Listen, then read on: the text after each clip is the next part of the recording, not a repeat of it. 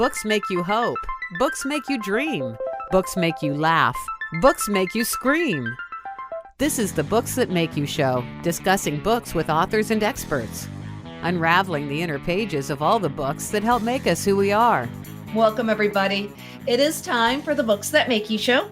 I'm Desiree Duffy, your host, and today we're talking about books that make you boldly take the red pill and escape the Meatrix.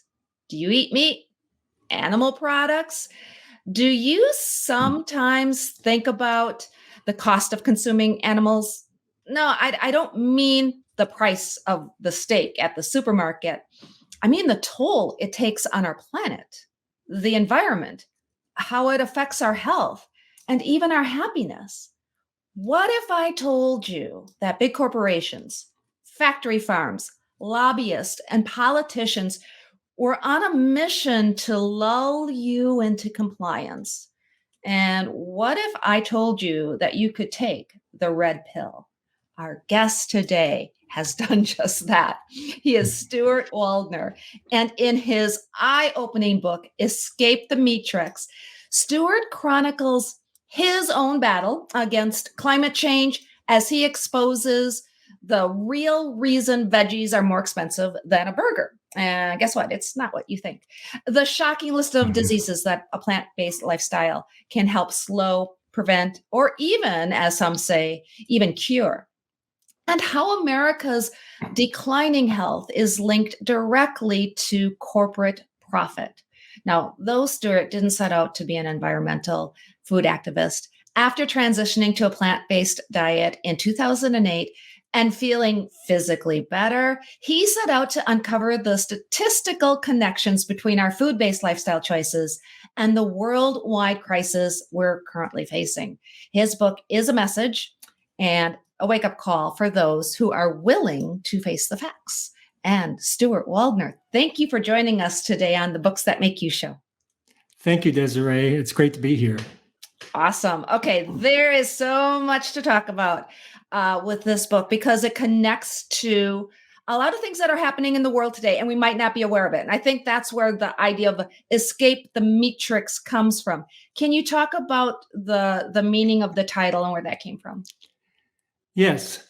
I'm using the world in the Matrix movies as a metaphor for the world that we're living in. In the Matrix movies, artificial intelligence has taken over the planet and is using humans as an energy source. And I say our world is like that because humans are using animals as our energy source, which is why I call the world we're living in the Matrix. I like it. Clever and very, very provoking, because we're taught that it's normal, natural, necessary even to eat meat. We're conditioned to believe this. You want to talk about that a little bit? Yes, because we were born into the Matrix, it's like you said, it seems natural, necessary, and nutritious for us to consume animal-based foods when the science says otherwise. If you look at the anatomy of a human and you compare it to a carnivore, omnivore, herbivore, you can see that we check all the boxes of an herbivore. So that's one of the reasons why I say that the food that nature intends for humans to eat is plants. And that's why it's so nutritious and beneficial for us to do that. What, in your opinion, are the top 3 reasons that people should stop eating meat right now? If nothing else, if they're sitting there going, well, what's going on? What are the top 3 reasons that you'd like to give? Well, the 3 top reasons for me why I chose to escape the Matrix is for my health, the health of the planet, and the well-being of the animals.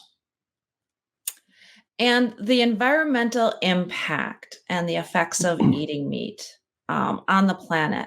Can you talk about how it is wreaking havoc? What's going on? Well, animal agriculture is the largest source of methane emissions in the United States, according to the EPA. And this is a really big problem because, climate change is fueled by burning fossil fuels, and that releases carbon dioxide into the atmosphere, which is really, really bad. That's what's causing global warming. So the really scary part is that methane is 25 times more potent at trapping heat into our atmosphere than carbon dioxide. And according to the EPA, like I said, the largest source of methane in the United States is from animal agriculture. Now, there's a lot of numbers and great statistics in your book. You've done so much research. Can you hit some of those highlights? Can you give us some stats, some metrics, some numbers so that we get a sense for this? Yes. So I like to bring it down to the personal level, me as an individual, because when we talk about climate change, it seems overwhelming and it seems like, there's nothing that I as an individual can do. But a plant-based eater saves 1,100 gallons of water, 45 pounds of grain, 35 square feet of forest, 20 pounds of carbon dioxide equivalent, and the life of one animal every day.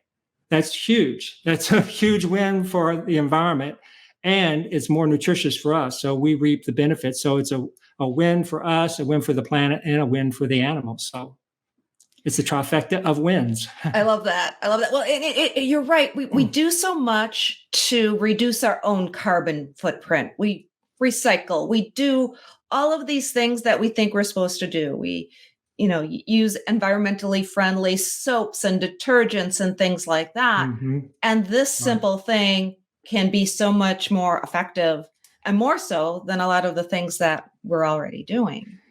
Yes, exactly. There was a study that was comparing grocery store bags. A lot of people are moving away from single-use plastics, and I am all for that. I hate single-use plastics, but just looking at the emissions from the single-use plastic bag at the grocery and comparing it to other bags, if you bought a cotton tote bag to replace that plastic bag, the studies show that you would have to use that cotton bag 7,000 times for it to equal the carbon footprint of that single-use plastic. And if you bought a organic cotton bag, you would have to use it 20,000 times to, have the same environmental impact as one single-use plastic bag. And, if you use that single plastic bag twice, then you're cutting the footprint of that bag in half. So, I think it's important. We want to do good things for the environment.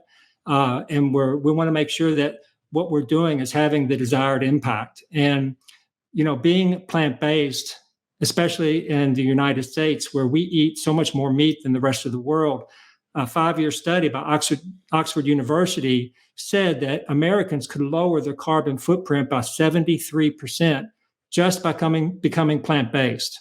It's far more effective than buying an electric car or using solar panels on your house. So if you want to have the greatest impact, then the best thing to do is to escape the matrix, eat plants, feel great, and save the planet. Yeah. And you bring up a really good point. And I do want to touch on that because other countries are doing things we're not doing in the US. I think that's a salient point.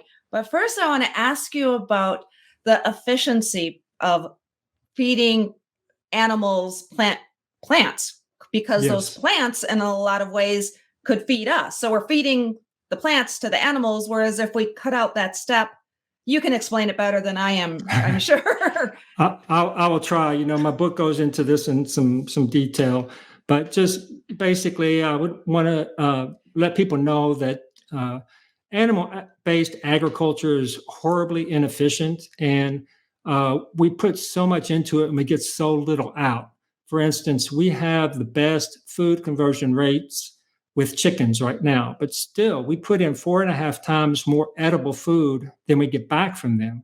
And with cattle, it's even worse. We feed cattle 25 times more edible food than we get back from them. So this is a horrible return on investment, and it's not sustainable.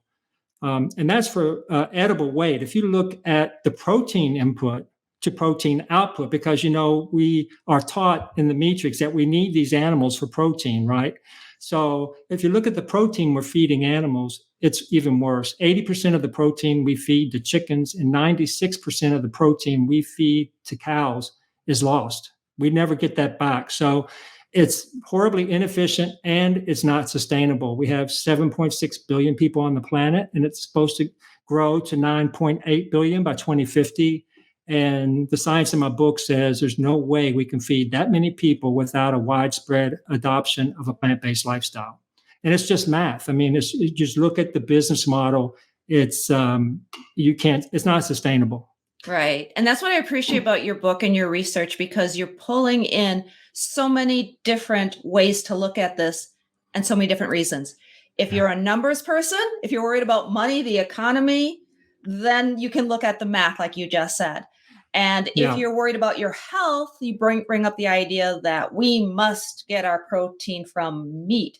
It's like people are jumping through a lot of mental acrobatics to justify eating meat. Do you see that? Yes, I definitely agree with that. You know, when we're children, we often see all animals as pets and pet-like. We don't think of certain animals as food, but as we grow older, we are conditioned into thinking that, these are the animals that we use as food, and these are the animals that we use as pets. And this is something that we're taught, and it's cultural, because in other cultures, they have different values for animal lives than we do here in this culture. So I do think there's mental acrobatics that are required to turn off our natural empathy for all living things. And I think children have that. They're really open and they have empathy for all creatures. And I think part of us has to die, actually, for us to turn that off so that we can then eat animals. You've gone through a transformation yourself. And I think that's important to bring up, because in 2008, you made a lifestyle choice to start eating vegetables and plants. Can you talk about your personal experience? Yes. So I've spent my whole life in Kentucky. It's a beautiful state filled with wonderful, kind people, but it's also one of the sickest places in our nation. In fact, we rank, I think, 48th in healthy behaviors and 47th in health outcomes. So there's a lot of people who are struggling in Kentucky. And I made a decision to become plant-based because I did not want to become a statistic in my own state. And there was a lot of evidence that showed that consuming animal-based foods was detrimental to health, and it led to a lot of chronic health conditions. And so I decided at that point that I was going to give that up. And I have been reaping the benefits from that ever since that day.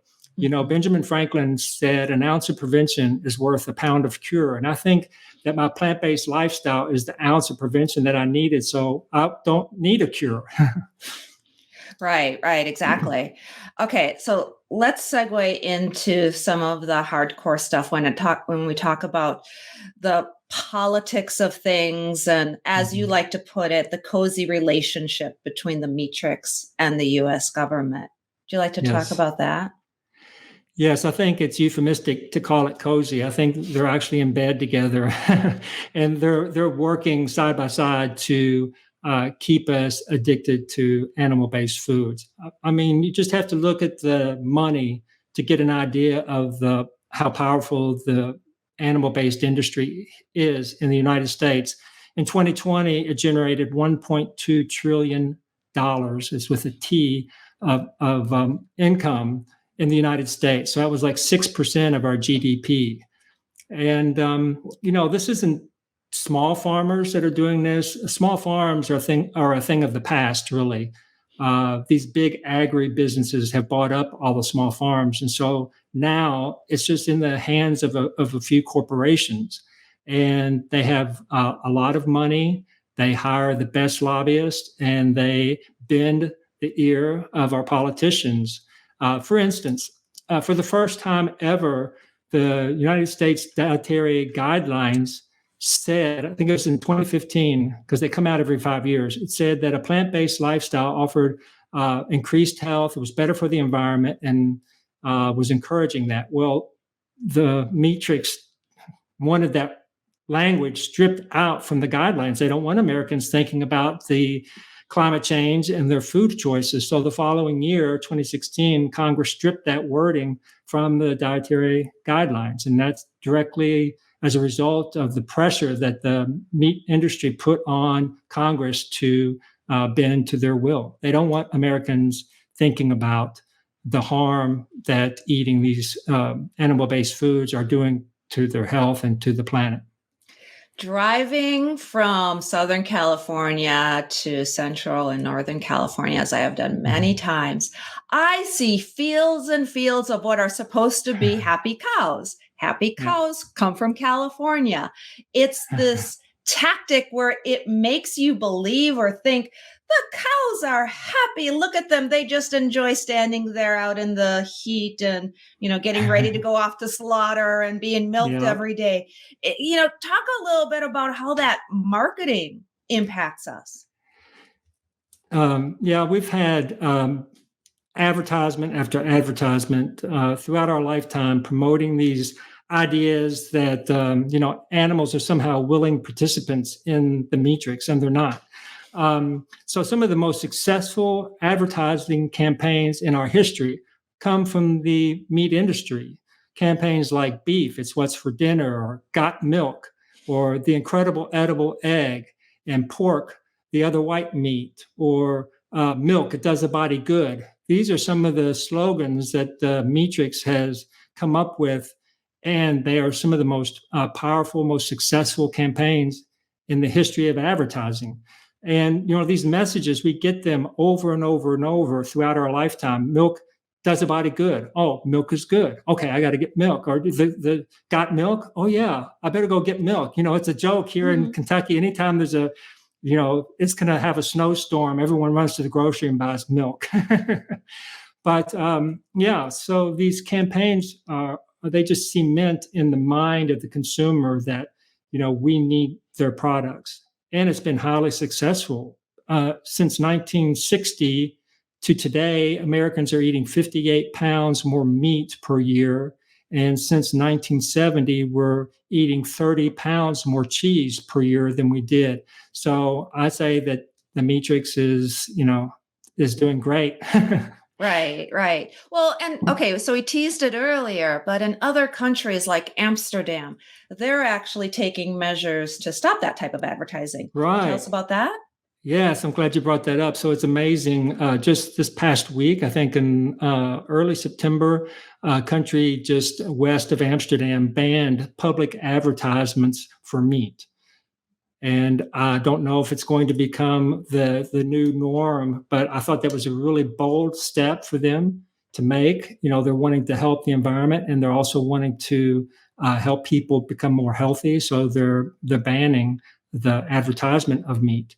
And I think France just recently became the first country to ban the advertisements of fossil fuels too. So this is happening for climate change reasons primarily, I think. Yeah. I will share one other really amazing thing that just happened recently at Burger King in Austria. Now, when you order your burger, that the person will ask you, do you want that normal or with meat? So the normal burger at the Burger King in Austria, the normal burger is plant-based. And they're forcing consumers to think, oh, do I really want that meat? No. And so I think that's an amazing development. Yeah, exactly. And my apologies. I think I said Amsterdam was a country. I know Amsterdam is not a country. I'm actually Dutch, so I should know better. I know we're talking the Netherlands and everything. So sorry if I misspoke there. Thank you for catching that.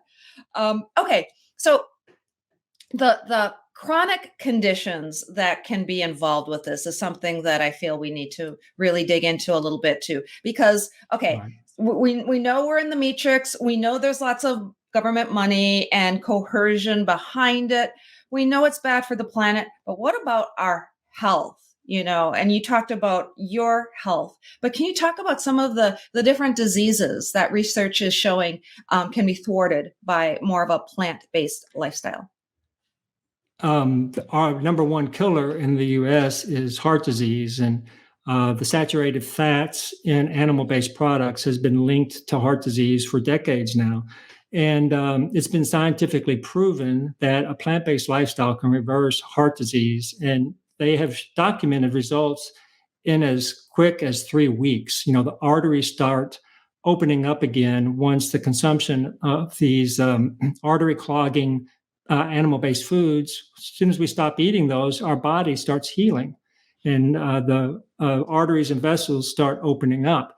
And it's not just the vessels that are sending blood to our heart; it's the vessels throughout our body that's sending blood to our brain and all extremities. So that's something to keep in mind. And then, I want to talk about Alzheimer's disease. Right now, it's the 6th leading cause of death, I believe. A person's being diagnosed with Alzheimer's every 60 seconds in this country. And they think by 2050, that will become one diagnosis in every 33 seconds. And so Alzheimer's is something that's a concern for a lot of people. People are afraid of cognitive decline, and I am too. So the latest research and what I show in my book is that you can manage your risk factors for Alzheimer's. And the number one way of doing that is to eliminate animal-based foods. And there's a big viral and bacterial disease component to eating meat as well. Do you want to talk about that? Yes. So the 3rd leading cause of death in the U.S. as of last August was COVID-19, which we know is a zoonotic disease that came out of Wuhan, China, made the leap from animal to human. And it's not the first time that viruses have made this leap, but we are seeing firsthand just how devastating it is. I was just looking today. There's 437 people dying in the U.S. every day of COVID. COVID is still here. I think a lot of the country has moved on. But one of the things that I have in my book is a study that came out in 2021 that said plant-based eaters have a 73% lower risk of developing moderate to severe COVID-19. And this was before we had vaccines. So, this is a lifestyle. So you can't just, give up eating animals as soon as you get COVID. No, you need to, make it part of your lifestyle, and then you will be, that much more protected when you experience a virus like COVID or monkeypox or something else, because eating only plants it makes us so much healthier, and it helps us avoid so many of the chronic conditions that we see, plaguing our society today. Yeah. I talk to so many authors, Stuart, read so many books on different topics, and it feels like a lot of them come to the same conclusion, just in different ways. The Intermittent Fasting for Dummies book by Dr. Janet Brill, and we've talked to her before on the show, for example, it's about intermittent fasting. But part of that too is having a more plant-based diet, more of the Mediterranean type diet. You hear of these diets. And I think it's interesting too, because you're like, let's not use that word diet so much. That sounds like it's hard. This is really a lifestyle choice, right? That's right. Yeah, I enjoy eating plants as much as I want. I mean, I have no restrictions other than my lifestyle is centered around plants. So I'm not counting calories. I'm not worrying about my carbs, fats, protein ratio. None of that. This is simple. It's easy to do, and yes, it's tasty. It's never been easier or tastier to become plant-based. There's so many new foods that have come to the grocery shelves in recent years, plant-based meat alternatives from companies like Beyond Meat and Impossible Foods that are nutritious. They contain protein. They don't have as much saturated fat as animal-based foods. They have a little because people want that for flavor. My book says that, most of the time when we're jonesing for a hamburger, the science says what we're really craving is fat, actually not the meat. But these plant-based meat alternatives are making the transition so much easier for people because you just substitute the animal protein on your plate with one of these plant-based meat alternatives, and you have a healthier meal that's better for you, it's more nutritious, and it's better for the environment, and it's better for the animals. Yeah. You make such a great point there, because it's hard when you're doing a diet. It's like, I'm counting calories. I'm filling these things out on my app. I'm doing all of these things and I'm weighing myself and I'm doing things. It's like, keep it easy, because you're right. Between some of the choices that we have for meat alternatives. And in restaurants we go to too nowadays, there's vegetarian options galore, and they are tasty too. It's not like you're just designated to eat a salad. There's so many options for folks, isn't there? Yes, and fast food is becoming more plant-based friendly.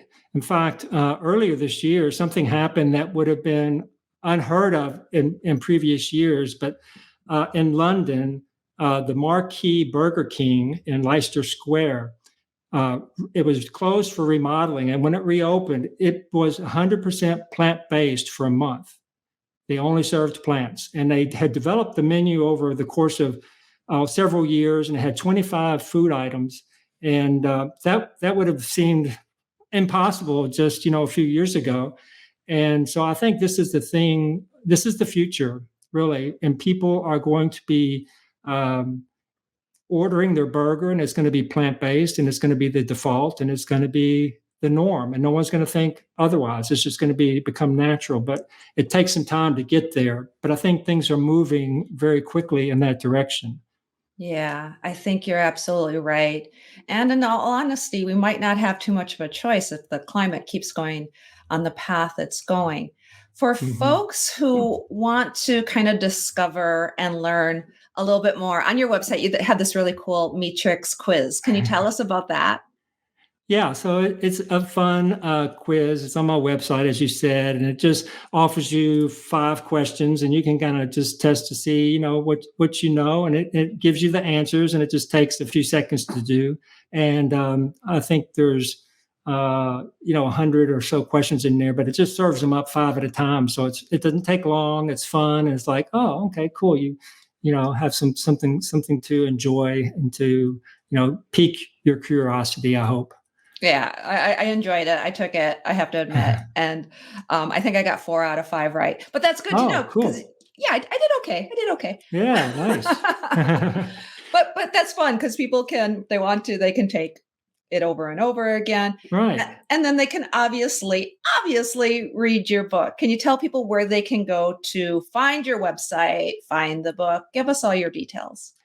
Yes, so my website, stuartwaldner.com.